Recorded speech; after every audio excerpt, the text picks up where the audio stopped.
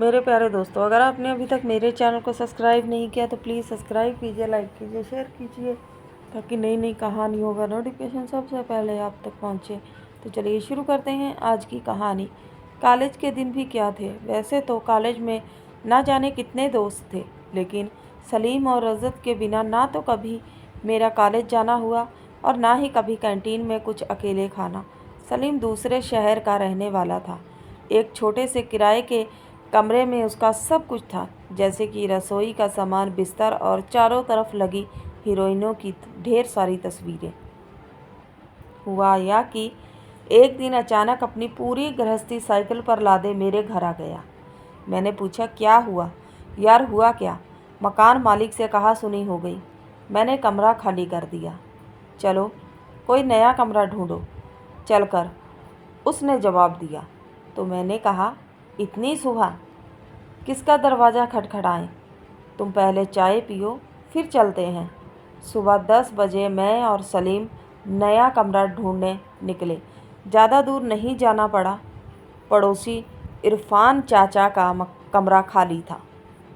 इरफान चाचा पहले तैयार नहीं हुए तो मैंने अपने ट्यूशन वाले इफ्तियार सर से कहा, सर मेरे दोस्त को कमरा चाहिए। उनकी इरफान चाचा से जान पहचान थी। उनके कहने पर सलीम को इरफान चाचा का कमरा मिल गया।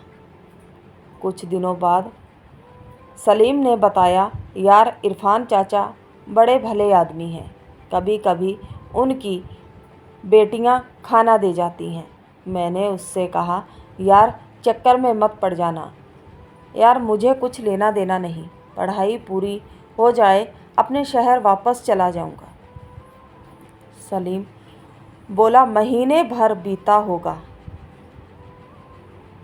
सलीम को इरफान चाचा के यहाँ रहते हुए एक सुबह वह फिर पूरी गृहस्थी साइकिल पर लादे मेरे घर आया। मैंने पूछा, अब क्या हुआ? तुम तो फिर बेघर हो गए। उसने कहा, रुको पहले मैं साइकिल खड़ी कर दूं, फिर बताता हूँ। पिछले हफ्ते इरफान चाचा और उनकी बेगम खुसर पुसर कर रहे थे। मैंने दरवाजे से सटकर उनकी बातचीत सुनी। वे कह रहे थे, लड़का तो अच्छा है, अपनी जैनब के लिए सही रहेगा। इसे घर में ही खाना खिला दिया करो, जल्द ही निकाह कर देंगे। मैंने उससे कहा, यार इसमें कमरा छोड़ने की कौन सी बात है? तुम्हारी बिना मर्जी के कोई भला शादी कैसे कर देगा? सलीम ने कागज़ का एक टुकड़ा निकाल कर पढ़ा, जो कि उर्दू में था। आप तो बड़े ज़हीन हैं, मुझे तो पता ही नहीं चला कि मैं कब आपको तिल दे बैठी। अब्बू कह रहे थे, लड़का बहुत भला है, ख्याल रखा करो। कल आपका इंतज़ार करती रही और आप हैं कि आपको अपने दोस्तों से फुर्सत नहीं। वैसे जो आपका बड़े बालों वाला दोस्त है वह तो इसी मोहल्ले में रहता है। अब्बा कह रहे थे, अपनी शादी में उसे भी बुलाना। आज आपके लिए मेवे वाली खीर बनाऊंगी, मुझे पता है आपको बहुत पसंद है। तुम्हारी जैनब। खत पढ़ने के बाद सलीम ने कहा, तुम्हें पता है ये खत किसने लिखा है? जैनब ने लिखा है होगा। मैंने कहा, नहीं, यह जैनब ने नहीं लिखा। मुझे पता है कि जैनब को उर्दू लिखनी नहीं आती। मैंने यह भी पता कर लिया है कि इसे किसने लिखा है। अगर तुम्हें पता है तो बताओ किसने लिखा है? मैंने अचरज से पूछा। सलीम ने कहा, इसे जैनब के अब्बू ने खुद लिखा है। वो तुम्हें कैसे पता? सलीम ने बताया, इरफान चाचा के 4 बेटियां हैं और उन्होंने एक को भी नहीं पढ़ाया। मैं उन्हें अब हिंदी वर्णमाला सिखा रहा हूँ। उर्दू सिर्फ उनकी बेटियों को रटी हुई है, थोड़ी बहुत, लेकिन वे लिख नहीं पाती। मैंने कहा, तो अब क्या करें? सलीम बोला, कुछ नहीं, पुराने मकान मालिक के पास जा रहा हूँ, माफ़ी मांग लूँगा, वहीं रहूँगा। पहला साल था, हमारा ग्रेजुएशन का रजत और शहर का ही रहने वाला था। एक दिन जैसे ही मैं इकोनॉमिक्स की क्लास में घुसा, मेरे होश उड़ गए। ब्लैक बोर्ड पर लिखा था, आई लव यू अंजुला। नीचे मेरा नाम लिखा था, तुम्हारा राहुल। और अंजुला नाम की जो लड़की क्लासमेट थी, उसकी मेज पर गुलाब का फूल रखा था और साथ में एक लेटर जिसमें लिखा था, अंजुला, आज मैं पूरी क्लास के सामने यह स्वीकार करता हूँ कि मैं तुम्हें बेइंतहा प्यार करता हूँ। यह सब देखकर और लेटर पढ़कर मेरा हाल बेहाल था। क्लास में रजत मुझे मिला नहीं, वह ये सब करके निकल चुका था। क्लास में सबसे पहले अंजुला ही आई और ये सब देखकर फूट फूट कर रोने लगी। मैं तो मेज़ों के नीचे से निकलकर कॉलेज के पिछले दरवाजे से भागकर घर आ गया। मैं 7 दिनों तक कॉलेज गया ही नहीं। ग्रेजुएशन का दूसरा साल था। लंबी छुट्टी के बाद कॉलेज खुला। सलीम अपने शहर से वापस आ गया। सलीम और मैं हमेशा क्लास की आगे की पंक्ति में बैठते थे। एडमिशन चल रहे थे। एक दिन सलमा नाम की लड़की क्लास में आई। उसने क्लास में पढ़ा रहे सर से कहा, सर, मेरा नाम रजिस्टर में लिख लीजिए। मेरे पापा जिला जज हैं, उनका यहाँ ट्रांसफ़र हुआ है। सर ने लिख लिया। वह हमारे साथ ही क्लास की अगली पंक्ति में बैठती थी। सलीम की निगाहें अक्सर सलमा की तरफ ही रहती थी। एक दिन सलीम ने मुझसे कहा, तुमने देखा, सलमा मेरी तरफ देखती रहती है। मैंने कहा, अबे ओए, तेरी अकल घास चरने गई।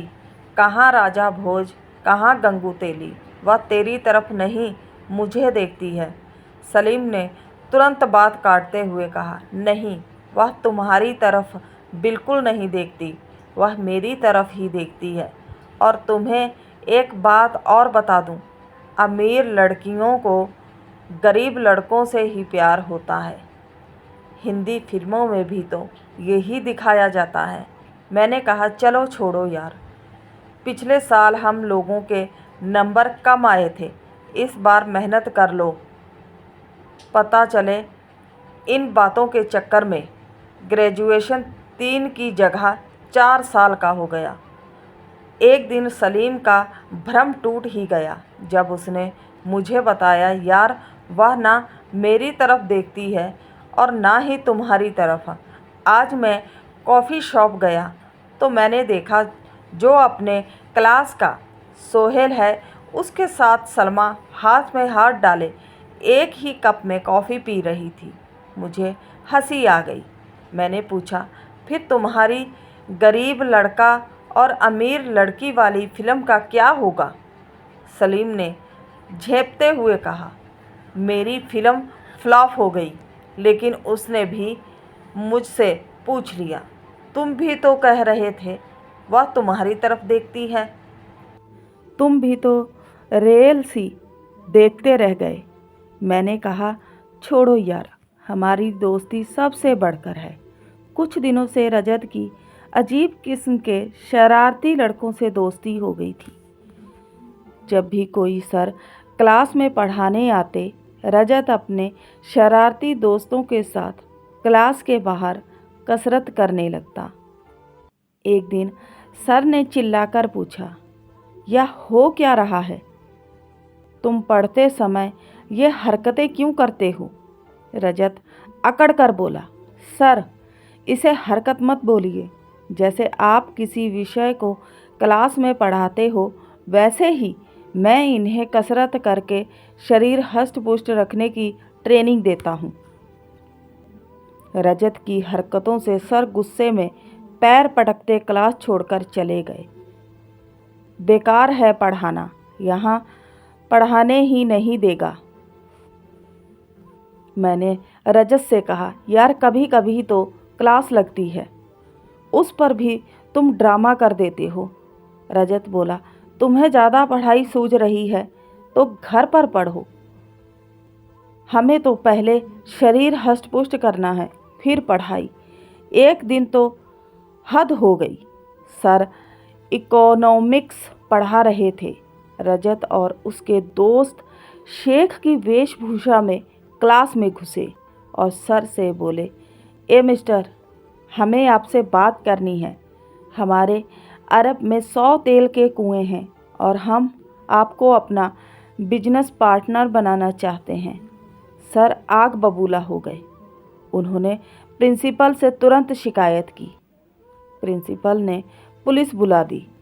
सभी शेख पिछला दरवाज़ा फांद कर 9-2-11 हो गए। कॉलेज की लाइब्रेरी में नीचे का फ्लोर लड़कों के बैठने के लिए था और ऊपर का फ्लोर लड़कियों के लिए।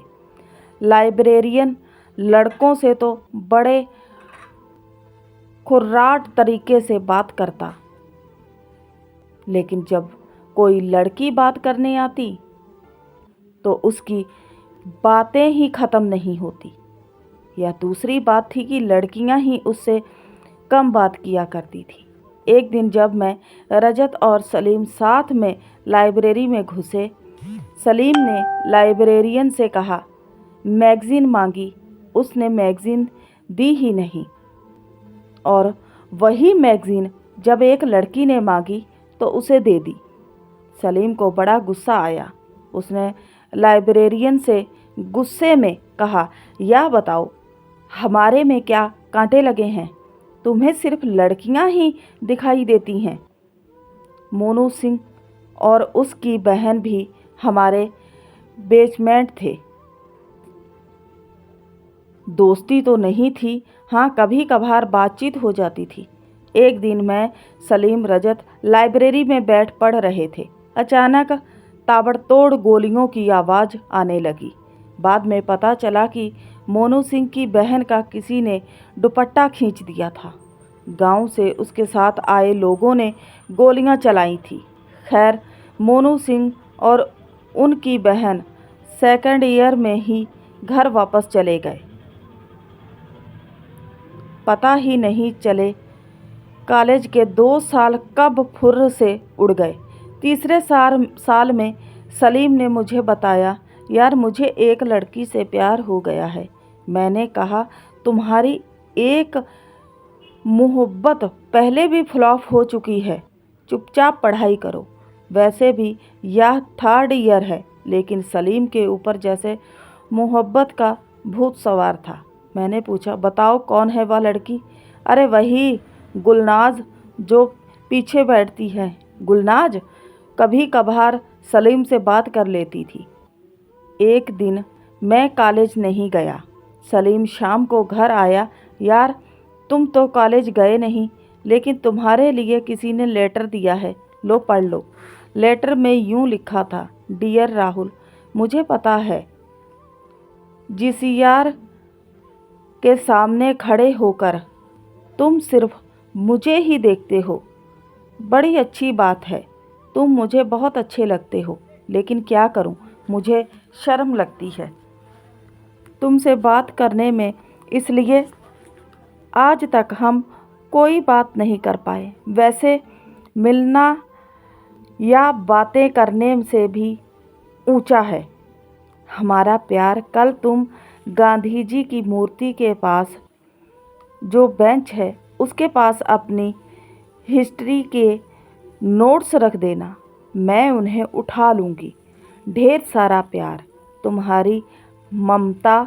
लेटर में ढेर सारे गुलाब की पंखुड़ियाँ रखी थी।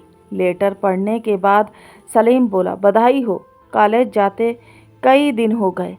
ममता ने कभी उड़ती नज़र से भी मेरी तरफ नहीं देखा। मैंने सलीम से पूछा, यार लेटर लिखने के बाद उसने एक बार भी मेरी तरफ नहीं देखा। सलीम ने बड़ी गंभीरता से कहा, तुमने पढ़ा नहीं?